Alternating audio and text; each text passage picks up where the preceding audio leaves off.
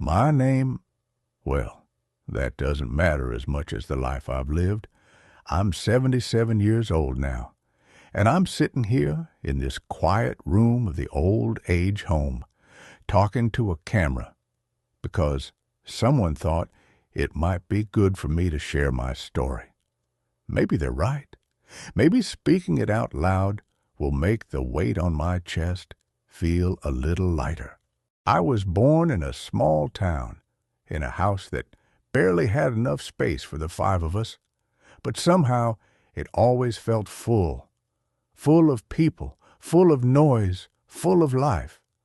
My father worked sunrise to sunset, and my mother, well, she was the heart of everything.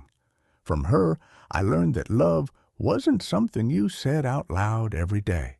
It was something you showed quietly through the things you did. I carried that lesson with me through everything. When I got married, I was young, full of dreams, full of purpose. My wife and I started with nothing but ambition and faith. We built our life brick by brick.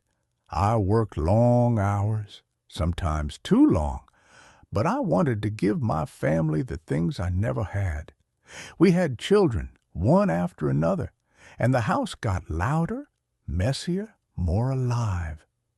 I remember those days with a smile. The mornings when the kids would fight over the bathroom, the evenings when the whole house smelled of my wife's cooking, the nights when exhaustion would pull us into sleep before our heads even touched the pillow. Those were the golden years, even though I didn't realize it at the time. I thought the noise would last forever, that the laughter would echo in my home until I was an old man with shaky hands and white hair. But life has a way of shifting quietly, almost unnoticeably. The children grew up. They found their own paths. One moved for work, another for marriage, another simply to chase a dream I didn't fully understand.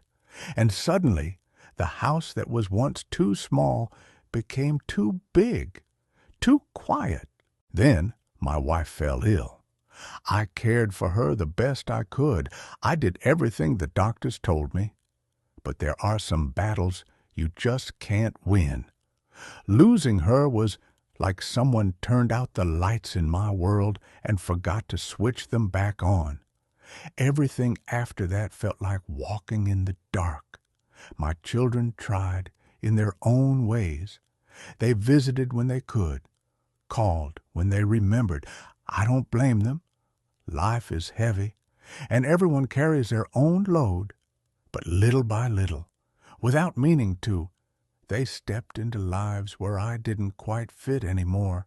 It wasn't one big moment that pushed me into this old age home.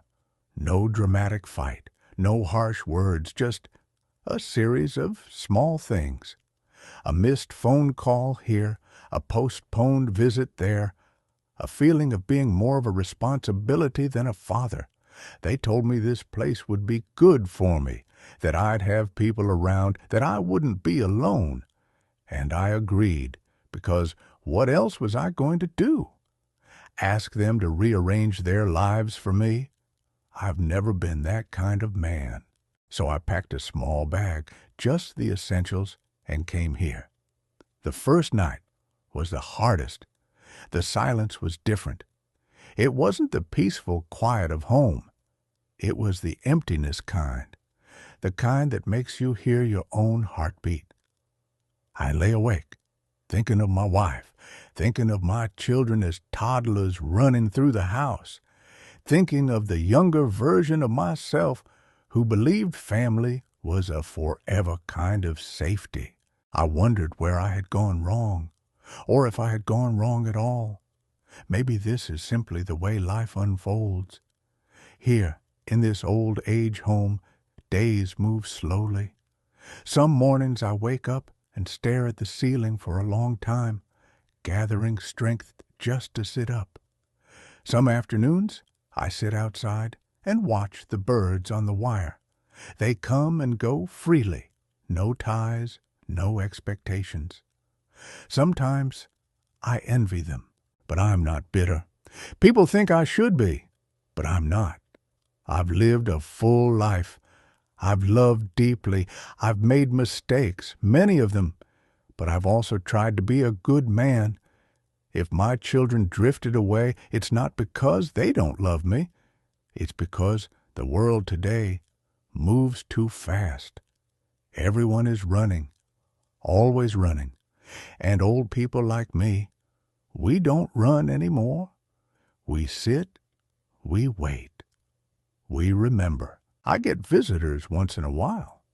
A grandson stopping by on his way somewhere, a daughter calling during her lunch break. The conversations are short, but I cherish them. I hold on to them like a child holds on to candy, saving each one for later, replaying it in my mind when the nights get long.